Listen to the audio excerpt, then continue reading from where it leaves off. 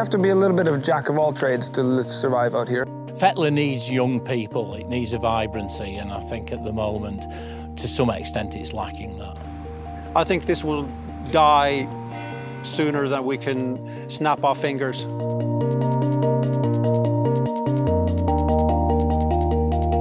This is a kind of an Arctic mountain region. We're into the Lyngen-Halvøy, or Lyngen Peninsula, that projects out of northern Norway.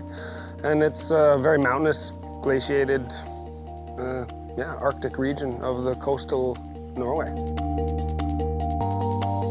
We've begun with some barley production and some agriculture, as well as we fall back a little bit on construction industry, and my wife works in the hospital. Everybody's moving out of here, and the population is dwindling yearly. So everybody needs to start to rethink what they're doing and why people are moving away. It's a splendid area. There's so many possibilities up here. But the traditional way of farming here is going on for generations. And for a lot of younger people, they now have access to social media and these sort of things. So they see everything that's going on in the rest of the world, and they would rather try that or rather try this. So if we can inspire somebody to really sort of think outside the box and start thinking for themselves what they would like to do, and focus on doing it here at home versus some other place, I think that would be a major benefit to the area, to try to keep the next generation around and to be of help also, because we're going to need the help of the next generation because of the dwindling population.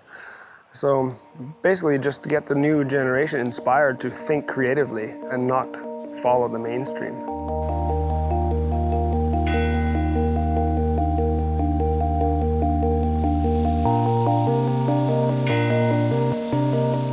We're in Kajaani, which is a small town in the center of Finland, in Kainuu region, which altogether it's a quite large area with maybe a population of 85,000 people, and in Kajaani we have 35,000 people living.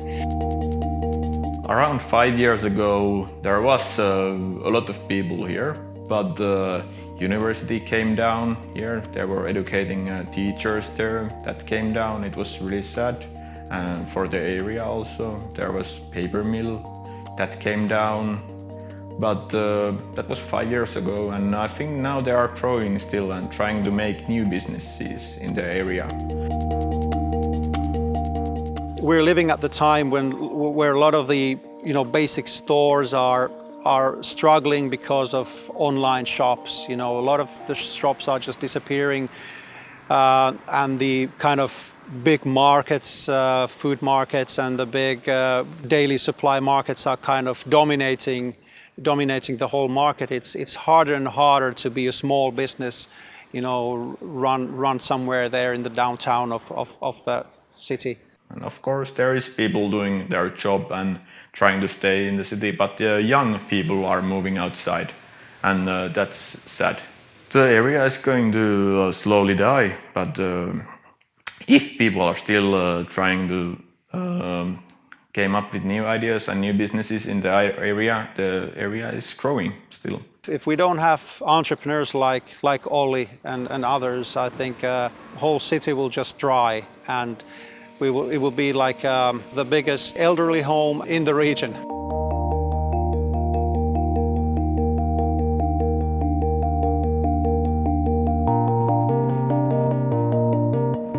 Fetler, it's an island that's struggling at the moment, mainly to do with the population.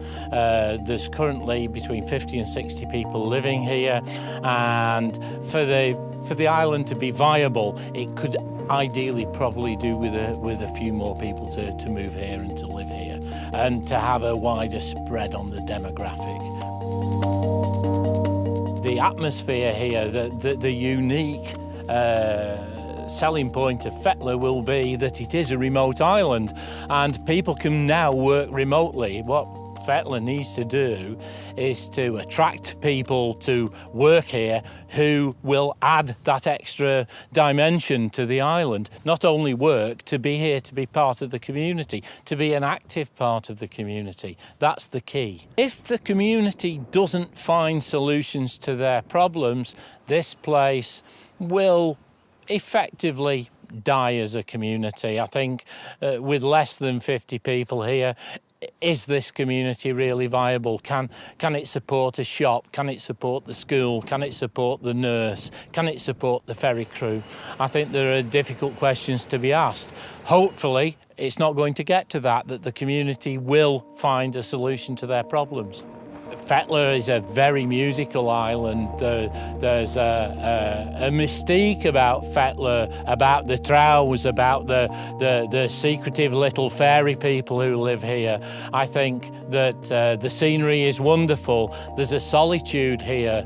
I think that there are attributes that could be marketed, and perhaps that's the way forward. Perhaps tourism might ultimately be the saviour of Fetlar.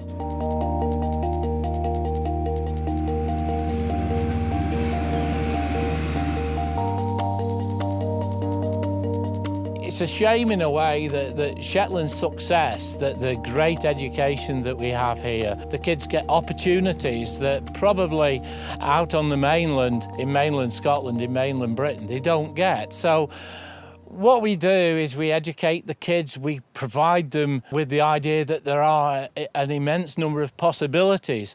And what happens is the kids go away, they go to university, they discover that the people who are telling them that aren't lying, and there are possibilities. And so consequently they stay away. And if we cream off the people who have an awful lot to offer, and we're left with probably just a few people who, for whatever reason, want to remain, then we're probably worse off for it. We need to have a dynamic mix of people for the community to work.